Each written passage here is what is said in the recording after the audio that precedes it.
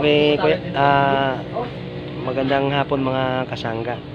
Ito mayroon akong bisita. Napakasipag na sinong nagluluto ng aming ulam.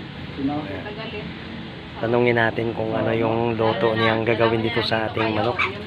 Kuya, anong luto na gagawin mo dyan? Yung tinola. Tinola. Anong mga halo ng mga tinola, kuya? Tanglad, malunggay, papayas, sibuyas, Sibuyas. Okay. bawang, paminta. Masipag siya magluto mga kasangga. Siya yung ating kapitbahay ko lang si kuya. Nagkayayaan na karoon ng konting ipon-ipon. Siya yung nagluluto.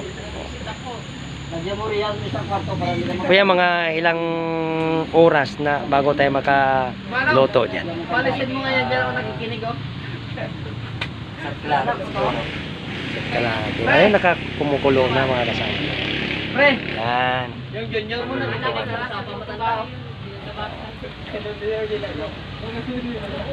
Masipag siya magluto. Ay, ito? Hindi na naman.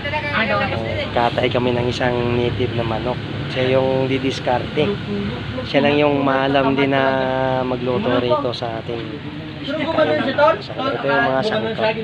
Papaya, tanglad, tsaka yung Hoy, tingnan mo, wala akong makita ba yan? Visit ka? Kaya siguraduhin mo, masarap yan ha.